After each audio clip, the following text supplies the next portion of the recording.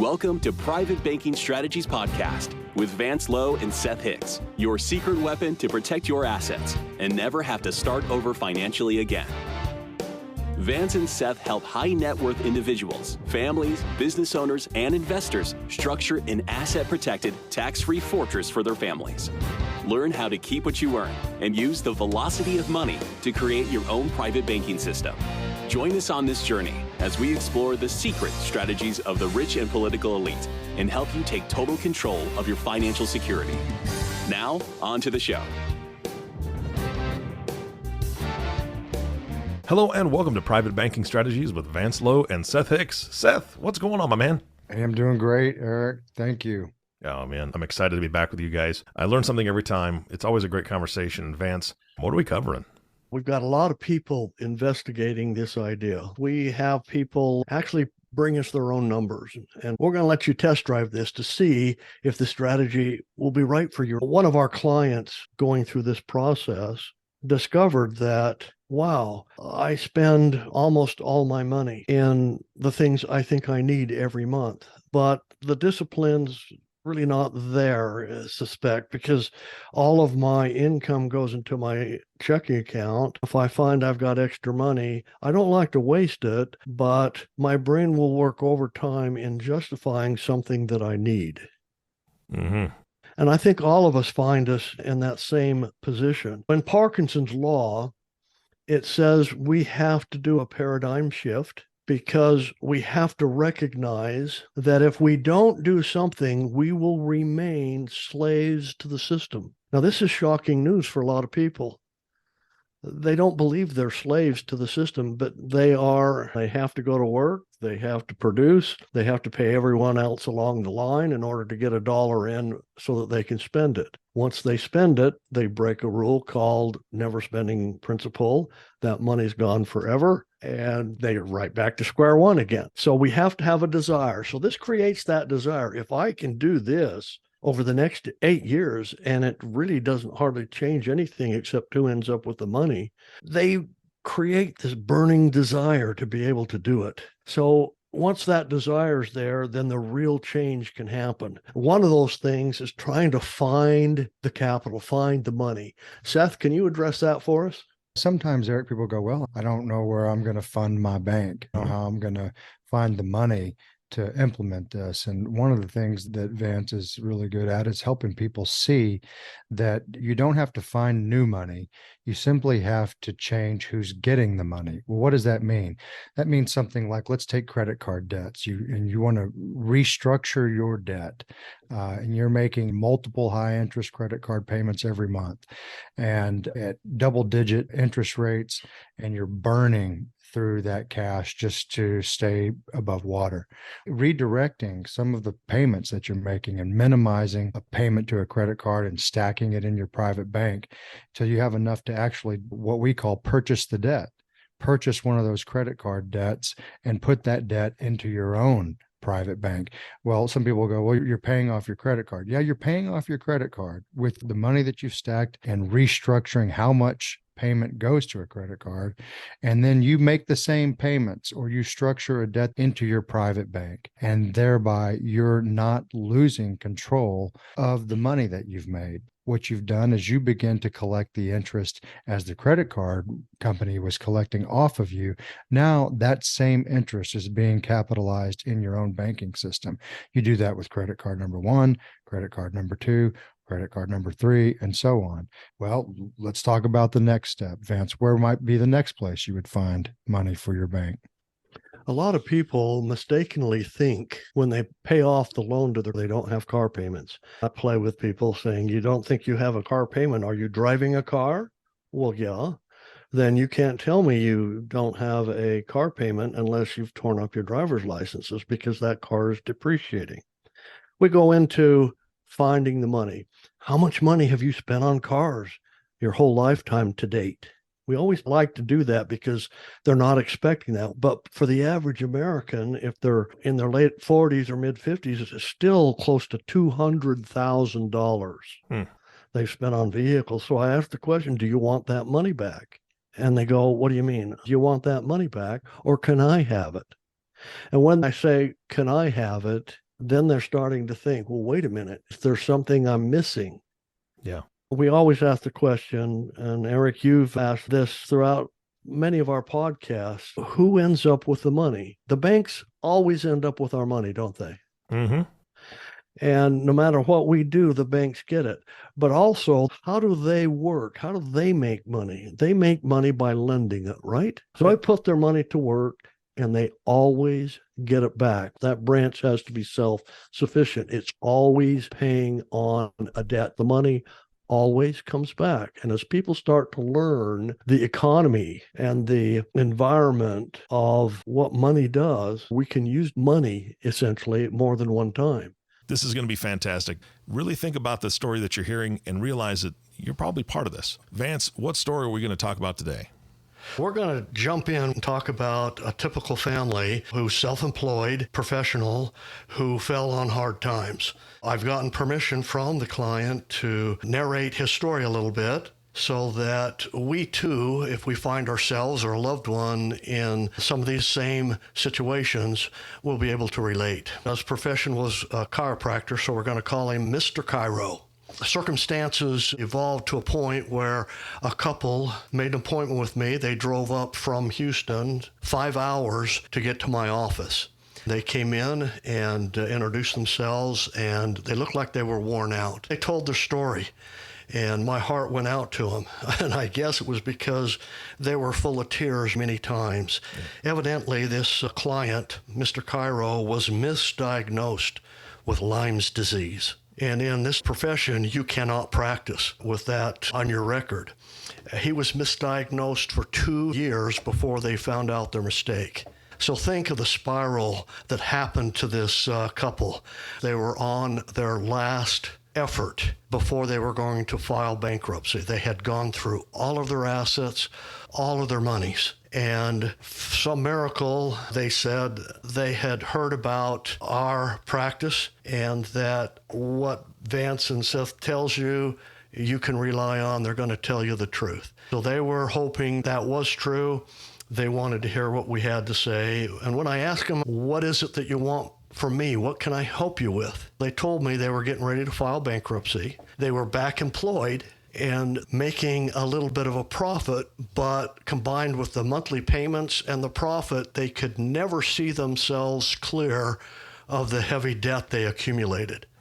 So I want to just jump into the debt a little bit so you understand. There was right at $450,000 to $500,000 of excess debt. Wow. This was second mortgages, along with mortgages, loans, all kinds of loans from different banks to help them out during this period of time. They had tapped every resource they knew and had borrowed right to the limits. And it was back to work, but they couldn't see themselves out, and they didn't want to be strapped for the rest of their lives under this mountain of debt. The average interest rate was over 16%. As we progressed, I asked them, what's the first thing you want to do? And Mom, in this case, was there. She just broke down in tears and says, do I have to take my 2 sons out of university? They were attending Michigan University, and there was no money to continue to pay tuitions. We looked at all of the debt. I asked them, is there any additional resource? And when you look at the numbers, we come up with approximately just a little bit over $30,000, a little bit into savings that they swore they would never touch, some stocks willed to them, a mutual fund, a Roth IRA. They didn't want to touch that because they might have to pay penalties, but they had about $33,000. But how far is that going to go against a mountain of debt, almost $500,000 at 16%? He said, now that I'm back to work, I can afford the money I make off of 2 patient visits per day towards this system that I've heard about to see if it will help me get out of debt. That equated to $20,000 annually. So if you times that by the days he worked per week and weeks he worked per year, came out right at $20,000. So I told them in that scenario, I need to go to work. I need to put the power of banking to work for you and show you how soon you're going to get out of debt. And I asked them, do you think it's going to take a lifetime to get out of debt? And they said, yes, we can't see our way clear. And I said, well, if I can get you out before that, can we celebrate? What can we do with the extra money? And they assured me that they could put it to work. The short of the story, as we built a plan together, we introduced a strategy that the banks use every day. We'll all agree that the banks always get the money back, right? So when you and I do our thing during the day and the month, when do we get the money that we spend back? Well, we don't. And that's because we're not following the same strategy that the banks do. So the simple equation is we're going to put the bank strategy in this client's life and show them how to get money back on their payments and use that money to compound the payments down so that they can get out of debt. One at a time. We usually start a strategy close to the smallest owed debt and then work towards the largest. Did that story feel like it was about you? Do you feel like you are generating a lot of revenue, but are not moving forward as fast as you would like? Do you feel you should be making more progress toward your financial goals? Do you feel stuck? Let us help you get unstuck. Are you ready to take action and get your own private bank? Please visit us at www.privatebankingstrategies.com. All along, we're not going to require the client, Mr. Cairo, to work any differently. He's not going to have to work harder. He's not even going to have to change his cash flow. What we're going to change is who ends up with the money.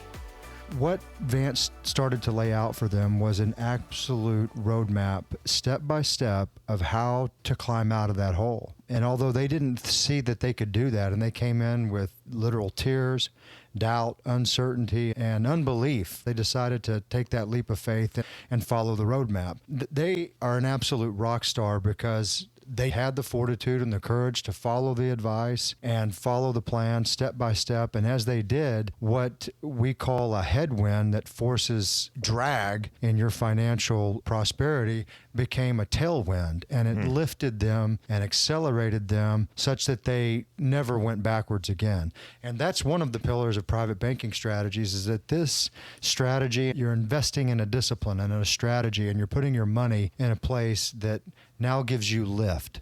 And that lift accelerates. And as they began to accelerate year upon year, they became more hopeful, less anxiety ridden.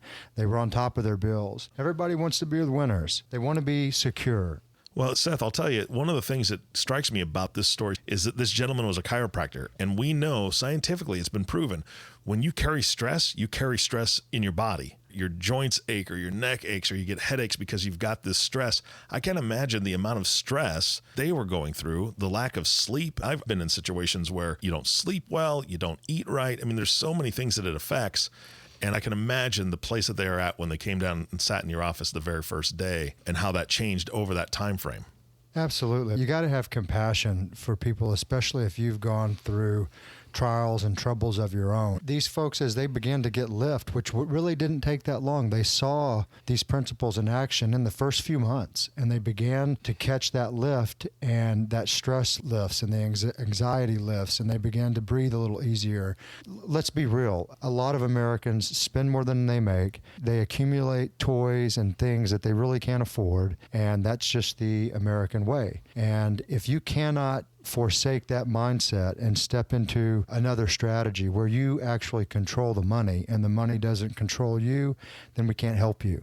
That's why I said these guys are like rock stars, because they actually took the advice, the 8-year roadmap that I'm describing, and they put it into work. Yeah, that was actually my next question. I know that Vance just barely scratched the surface on this story. The time frame is what I was wondering about. So you said it's like an 8-year roadmap, correct? Yeah, the roadmap that Vance puts together for folks is an 8-year roadmap, and that can be changed and modified as things change, assets change, but that's where we start with that 8-year roadmap. And if nothing changes and you don't have to work any harder or take a second job, you can follow that roadmap right to the end and know exactly where you're going to end up in financial freedom and security. I mean, these folks scraped together about $30,000. That's all they had to their name, from friends and family loans and selling used things on Craigslist. They went all in, they jumped in the deep end and trusted us to put this to work for them. This is the new form of banking to most that they're unaware of, but it's not new in our history. It's a 200-year-old concept of private banking through whole life insurance, and it's the contract that we're after in these situations. Your bank steps in the shoes of what a traditional bank typically does. For those folks, this is where it gets really easy because a lot of people have some form of debt, whether it's mortgage on their home, whether it's mortgages on investment properties, or credit card debt or automobile debts. Your bank can be utilized to effectively purchase the debt from that third party and keep the dollars within your own family economy. So you got $25,000 auto debt and you've got a $25,000 loan that you can make from your private bank to purchase that auto debt from a third-party lender. You begin to make the cash flow and the interest payments on that auto debt into your own private bank. This works whether we're talking about minor credit card debt or a little bit larger auto debt or even larger home debt, or if we're talking about a multi-million-dollar business acquisition. It's the same principle. You're able to capture what we call the velocity of money, getting multiple touches on the same dollar, and being able to capitalize your private bank with a dollar and pull that money out of your private bank and loan it, and you've got that money in your bank ready to use yet again for further business expansion, real estate acquisition, or another purchase of credit card debt or auto debt. There's that cyclical velocity of money. You're getting internal rates of return that will blow your mind. When you say you get a 50 and 60% internal rate of return on some of these transactions, people go, no way. Vance will show you. He'll lay it out and demonstrate in an 8-year roadmap exactly how that's working. What do we need to finish up with this podcast? If the light bulb is coming on for our listeners and the things we're describing are resonating, then go to our website at Private Banking Strategies, and there you'll have a contact us form that pops up, and you give us your name and your email, and we'll begin to email you content that is informative on these very topics. And we also give our prospects a free book. We like to call it a red pill book, and you can read that or listen to it, and that's available on our website, and you can begin to dive into content we've spent years putting together in the form of podcast and blog posts and emails that really educate the listener as to how this works.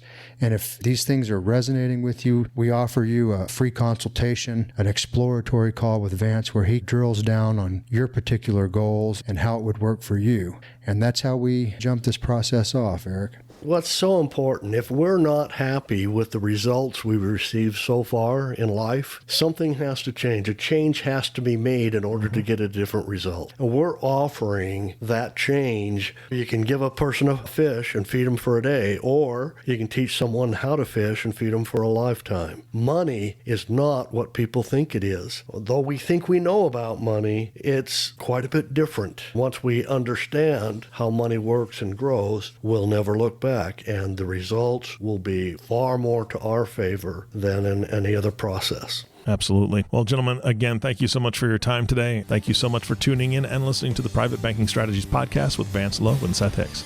Did that story feel like it was about you? Do you feel you should be making more progress toward your financial goals? Do you feel stuck? Let us help you get unstuck. Are you ready to take action and get your own private bank? Please visit us at www.privatebankingstrategies.com. Thank you for listening to the Private Banking Strategies podcast. Click the subscribe button below to be notified when new episodes become available.